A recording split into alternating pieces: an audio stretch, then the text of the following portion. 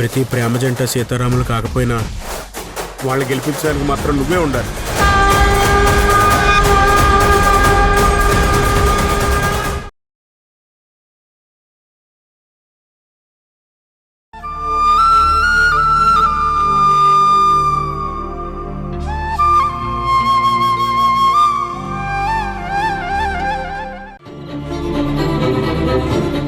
ఏంటక్క, నేను ఇంటికెళ్ళి నాన్నని చూసి రావాలా?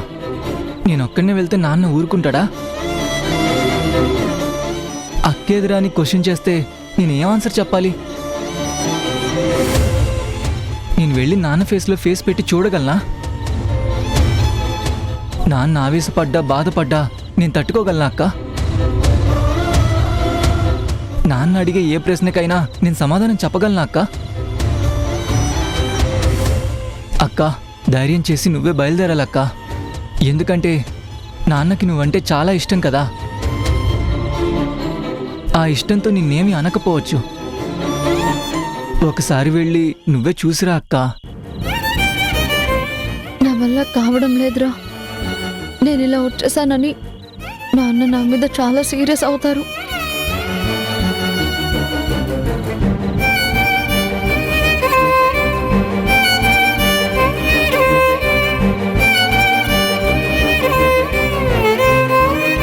అందుకేరా నాకు వెళ్ళాలంటే భయంగా ఉంది.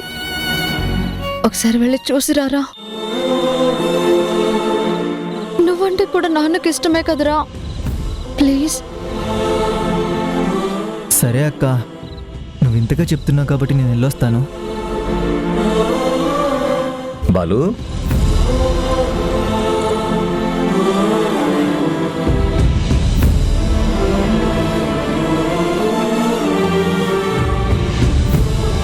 ఏం లేదు, మీరు మా కన్నపిల్లలైనా ఇన్నేళ్లు దూరంగా పెరిగారు కాబట్టి మీరు మా దగ్గర మొహమాట పడుతూ ఉండొచ్చు.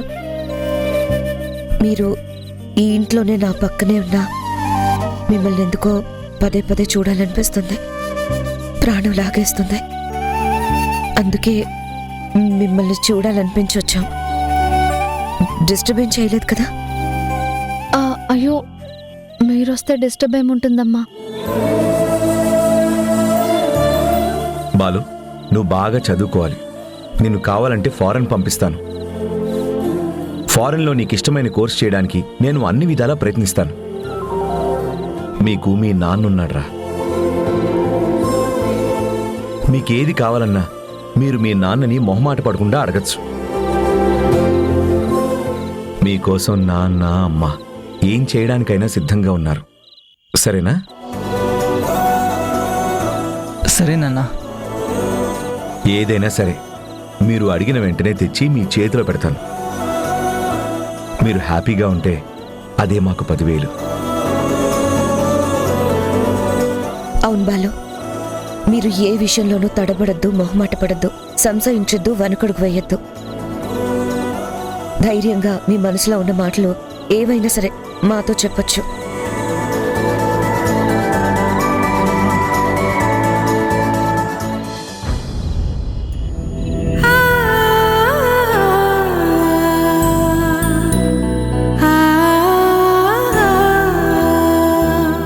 ఏమైంది? ఎందుకు డల్గా కనిపిస్తున్నావు? ఇక్కడ నీకేమీ కంఫర్ట్గా లేదా? ఇబ్బందిగా ఉందా? ఆహా, లేదమ్మా, నేను బాగానే ఉన్నాను. ప్రతాప్ గురించి ఏమైనా ఆలోచిస్తున్నావా? అబ్బే, అదేం కాదమ్మా. నేను తెలుసుకోగలను. నువ్వెంత దాయాలని ప్రయత్నించినా కూతురి మనసు తల్లిగా నేను తెలుసుకోలేనా? ఇప్పుడు సడన్గా వదిలేసి వచ్చారు కాబట్టి కాస్త ఇబ్బందిగానే ఉంటుంది. 4 రోజులు పోతే అదే సర్దుకుంటుంది. ఇప్పుడు వేళకని వేళొచ్చి మిమ్మల్ని డిస్టర్బ్ చేశాము. మీరు రిలాక్స్ అవ్వండి, బాగా రెస్ట్ తీసుకోండి. ఎంత విశ్రాంతి తీసుకుంటే మనసు అంత స్థిమితంగా ఉంటుంది, ప్రశాంతంగా ఉండగలుగుతారు. సరేనా? అలాగేనమ్మా. సరే అయితే వస్తాము. బాయ్ రా. అలాగే Good అన్న. night. Good night.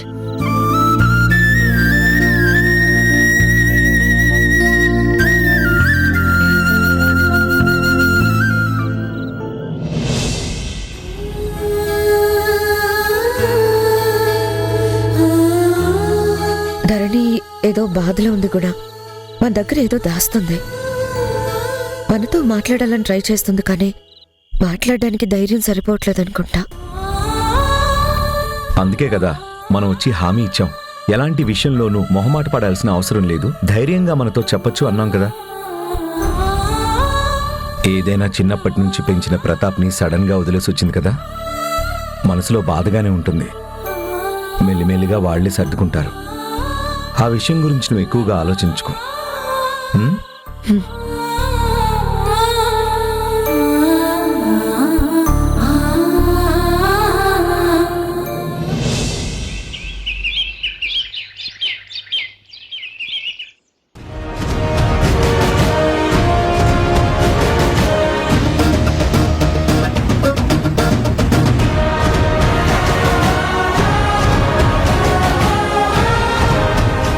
రేయ్ ధీరజ్, రేయ్ ఏమిందిరా ఈ ఆసనం ఏంట్రా? ఇంక బ్రతుకు మీద విరక్తి కలిగిందేమో. ఆసనాలు ప్రాక్టీస్ చేసి సన్నాసుల్లో కలిసిపోదామని డిసైడ్ అయ్యాడేమో. నీ కొడుకు సన్నాసుల్లో కలిస్తే నువ్వేం చేస్తావు శక్తి? వాడిని నమ్ముకొని ఇంతకాలం బ్రతికాం. వాడే సన్నాసి అయిపోతే మనం బైరాగుల్లో కలవడమే కావచ్చు. మనకి రామకృష్ణ బీచే గతి. నువ్వు వాపుతావా సౌమ్య? అసలే టెన్షన్ పడిచేస్తుంటే ఎందుకు ఇలాంటి మాటలు మాట్లాడి బీపీ పెంచేస్తావు? కాస్త ఆపు. ధీరజ్, అసలు ఏమిదిరా నీకు? కాళ్ల కింద భూమి గిర్రును తిరుగుతున్నట్టు అనిపిస్తుంది మమ్మీ. నా బతికేదో తలకిందలైపోయినట్టు ఫీల్ కలుగుతుంది. టెన్షన్తో బుర్ర బద్దలైపోతుంది. అందుకే ఇలా తలకిందులుగానైనా నిలబడితే భూమి తినగా కనిపిస్తుందేమో, లోకం స్ట్రైట్గా కనిపిస్తుందేమో అని, నా బతుకు తిరగబడుతుందేమోనని ఆలోచనొచ్చి ఇలా చేస్తున్నాను. టెన్షన్ని భరించలేకపోతున్నాను మమ్మీ. సరే సరే, ముందు ముందు నువ్వు దిగరా. దిగు దిగు. అసలు ఏంటిది?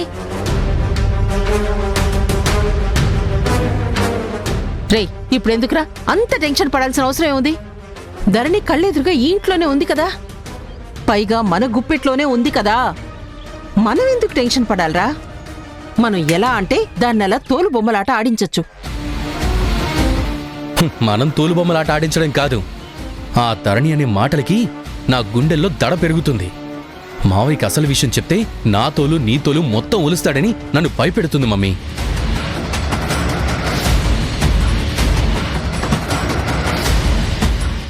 ముందుకు పోదామంటే గొయ్యి, వెనక్కి వద్దామంటే నుయ్యిలా ఉంది మమ్మీ నా పరిస్థితి.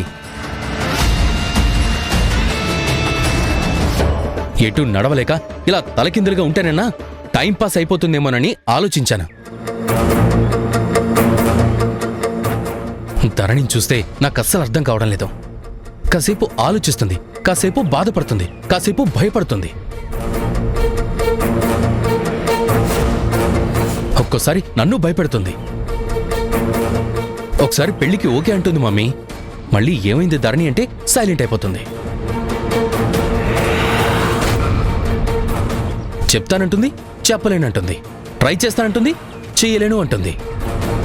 అదేదో అంటారే, కర్ర విరగదు పాము చావదు అన్నట్టు నన్ను నలిపి చంపుతుంది. అసలు నువ్వేం చెప్పావో అదేం చేస్తుందో కాస్త వివరంగా చెప్పరా.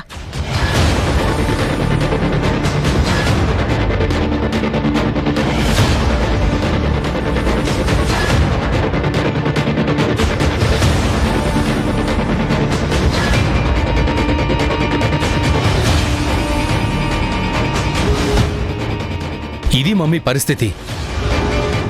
రే ధీరజ్, ధరణి అన్నది కూడా ఒక పాయింటే కదరా. పొరపాటున గుణ జననీల దగ్గర ఫ్యాక్ట్ చెప్పేసిందనుకో, మన లైఫ్లో ప్రమాదంలో పడతాయి కదా. ధరణి వాళ్ళకి నిజం చెప్పేలోపు, వాళ్ళు ధరణి చెప్పిన విషయం మీద ఫోకస్ చేసేలోపు మనమే వెళ్ళి ధరణి నిజం చెప్పకుండా తన చేత కేవలం పెళ్లి టాపిక్ మాత్రమే తీసుకొచ్చేలా చెయ్యాలరా. ధరణికి ధైర్యాన్నివ్వాలరా, ఉసిగొల్పాలి, ముందుకు నెట్టాలి. అమ్మా తల్లి, ఇప్పటిదాకా చేసింది అదే, కానీ అది జరిగేలా లేదు మమ్మీ. నేను ఎంత ప్రయత్నం చేసినా ధరణి ముందడుగు వేయడం లేదు. అంటే ఈ విషయంలో ఏమీ చేయలేవని నీకు నువ్వుగా ఒప్పుకున్నట్టే కదా. ధరణి మీద డిపెండ్ అవ్వడమే కానీ ధీరజ్ వల్ల ఏమీ కాదు శక్తి, నథింగ్. చెప్పుకోవడానికి నీ కొడుకు, కానీ నీ బుద్ధులేమీ అతను ఫాలో అవ్వలేడు, ఇంప్లిమెంట్ చేయలేడు. చూడు ధీరజ్, ధరణి నీకు దక్కాలంటే నువ్వే ధైర్యం చేయాలి, నువ్వే ముందుకు వెళ్ళాలి. మీ మావయ్య కాళ్ళ మీద పడి వేడుకో, వెళ్ళు, బయలుదేరు. సౌమ్య, ఎందుకంత ధీరజ్ని ఫోర్స్ చేస్తున్నావు? అరే వీడు చెప్పగానే వాడు ఆవేశపడి వీడు పీక కోసేస్తే అరే అప్పుడేంటి నా పరిస్థితి ఏంటి? నాకు పుత్ర శోకం, ధరణికి ప్రేమ శోకం, నీకు నాకు ప్లేస్మెంట్ శోకం. శక్తి, ఈ శ్లోకాల సంగతి కొంచెం పక్కన పెట్టు. ధీరజ్, ఇంకా లాభం లేదు, లేట్ చేస్తే నీకే నష్టం. నువ్వు ఒక పని చెయ్యి. డైరెక్ట్ గా గుణ దగ్గరికి వెళ్ళి, ధరణి నన్ను పెళ్లి చేసుకుందాం అనుకుంటోంది, కానీ చెప్పలేక వెనుక ముందు ఆడుతుంది, తనలో తాను సతమతం అవుతుంది అని గుణకి చెప్పేసేయి. రామాయణం అంతా విని రాముడికి సీత ఏమవుతుందని ఎవరో అన్నారంట. అలా ఉన్నాయి మీ మాటలు. నేను వెళ్ళి డైరెక్ట్గా చెప్పాలా? అప్పుడు మావయ్య ఏం చేస్తాడో తెలుసా? నాకంటే రెండింతల కొయ్యి తీసి అందులో నన్ను పూడ్చిపెట్టి పైన సిమెంట్ వేసేస్తాడు. వేశాకైనా ఆయన మనసు కరుగుతుంది కదా. ధరణి కోసం ఆయనే మళ్ళీ గొయ్యి ఓపెన్ చేసి నిన్ను బయటికి తీస్తాడులే. సౌమ్య, ఆపవే ధీరజ్, దీని మాటలకేం గాని నా దగ్గర ఒక మంచి ఐడియా ఉందిరా. ధరణి ఖచ్చితంగా దారిలోకి వచ్చే తీరుతుంది. ఆ బ్లాక్ మెయిలర్ టచ్ లోనే ఉన్నాడు కదా? ఉన్నాడు మమ్మీ. అయితే నేను ఒక ప్లాన్ చెప్తాను, విను.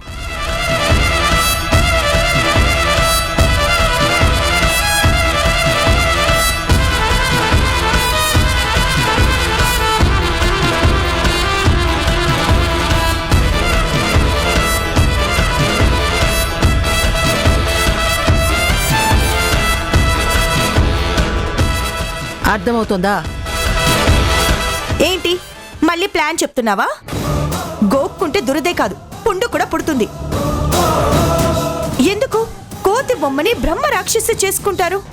ఈ కుట్రలు, కుతంత్రాలు, లేనిపోని క్రిమినల్ ప్లాన్లు ఆపడం మంచిది శక్తి. ఏయ్, నువ్వు ఆపవే. ఏ పని ముందు పడినివ్వవు. ధీరజ్, పోరాడేది గెలుస్తావన్న ఆశతోనే కదా. గెలిచే వరకు వదలకూడదురా. నేను చెప్పినట్టు చేయి ధీరజ్. ధరణి ఎందుకు మన దారిలోకి రాదో నేను చూస్తాను.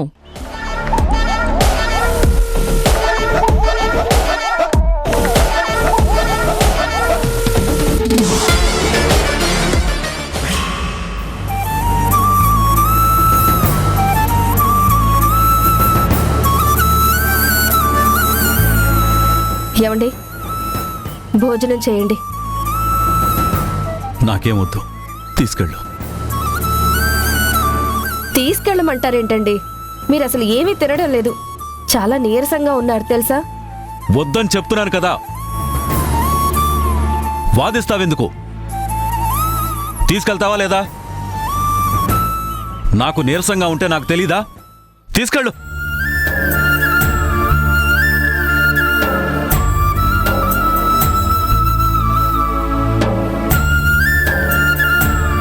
పిన్ని, ఇలా ఇవ్వండి,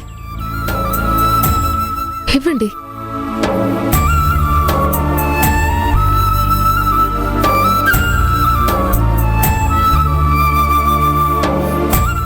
నానా, మీరు 2 రోజుల నుంచి ఏమీ తినడం లేదు. ఇలా అయితే మీ ఆరోగ్యం ఏమవుతుంది?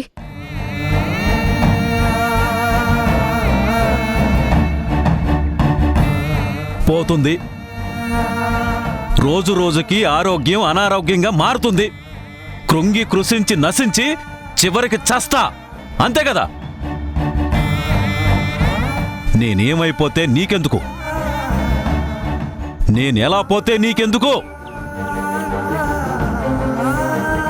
అసలు నీకు నాకు ఏంటి సంబంధం?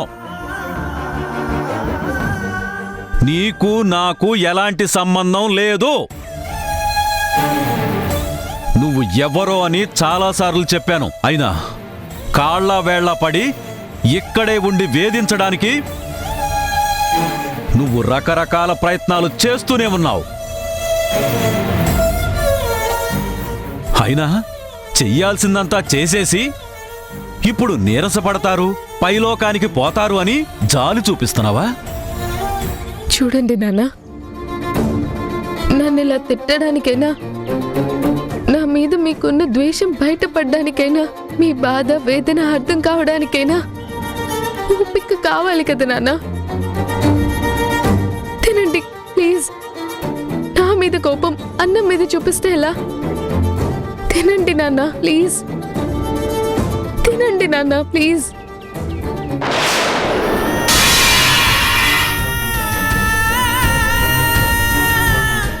నాకేం అవసరం లేదని చెప్పాను కదా.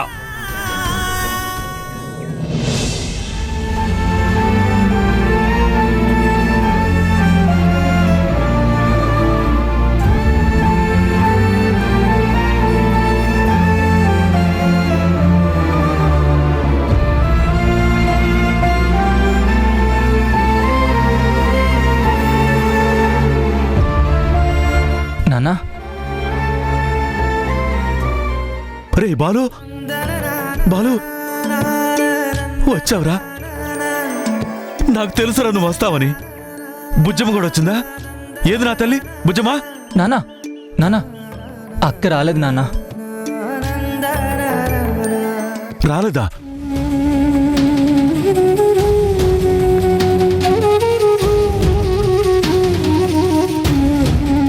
రాలేదా? నా బంగారు తల్లి రాలేదా? నేనంటే ప్రాణం పెట్టే నా బుజ్జి తల్లి రాలేదా?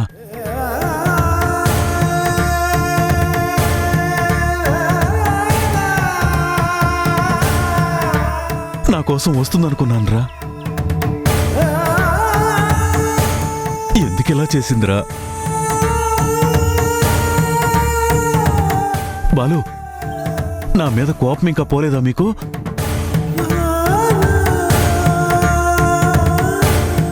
నన్ను ఎందుకురా ఇంతలా శిక్షిస్తుంది?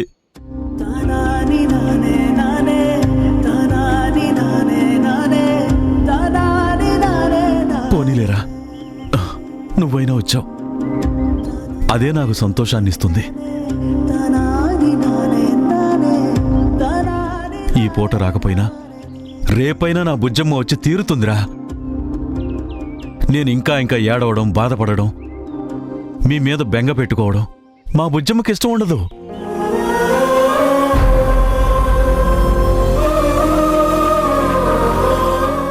అది నాన్నను వదిలిపెట్టి ఉండలేదురా. తన మనసు నాకు తెలుసు. వస్తుందిరా, ఖచ్చితంగా వస్తుంది.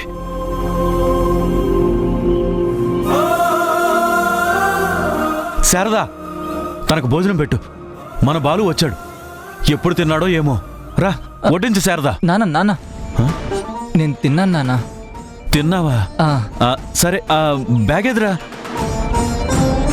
అది కాదు నాన్నా, మీరు కాస్త నిదానంగా కూర్చోండి, మాట్లాడదాం. ముందు కూర్చోండి నాన్నా, కూర్చోండి.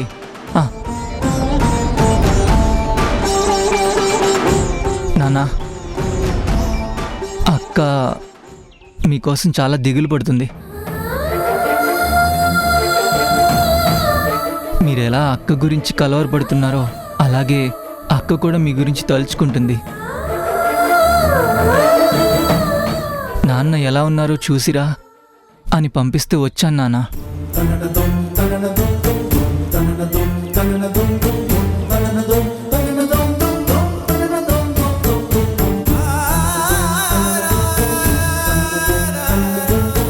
ఏంట్రా? ఏంటి? ఎలా ఉన్నాను చూసి రమ్మందా?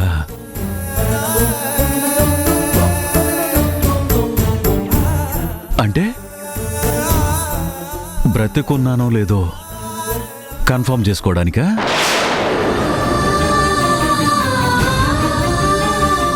ఆ విషయం రూఢీ చేసుకోవడానికి మీ అక్క నిన్ను పంపించిందా? నానా,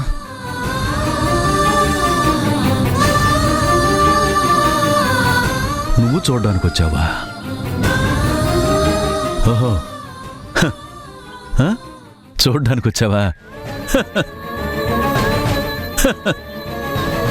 చూడ్డానికి వచ్చావా?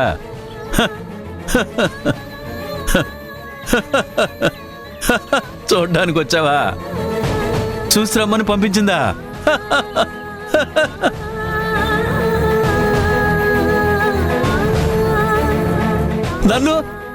నన్ను చూసి రమ్మందా? శారదా, బుజ్జమ్మ నన్ను చూసి రమ్మందంట.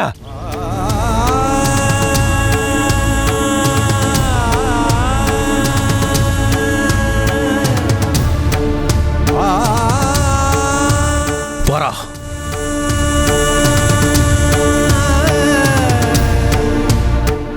నువ్వు ఒక్క క్షణం కూడా ఇక్కడ ఉండడానికి వీల్లేదు. పోరా.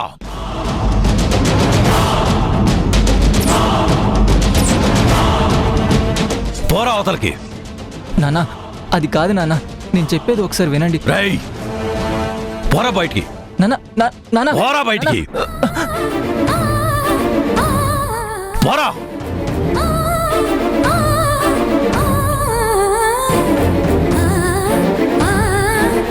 మీకోసం ఎంత చేశాన్రా, ఎలా చూసుకున్నాన్రా. ఇక్కడ పెట్టుకుని పెంచాన్రా. ఈ తండ్రిని కాదనుకుని వెళ్ళిపోతారా? అంటే నన్ను మోసం చేసినట్టే కదరా?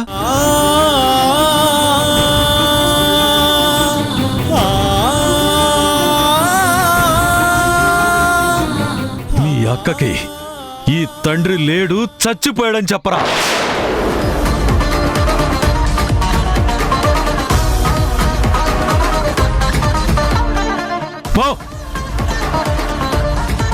ఇంకా నన్ను చూడ్డానికి వచ్చే పనే ఉంది, రావాల్సిన పని లేదని చెప్పు. పరా.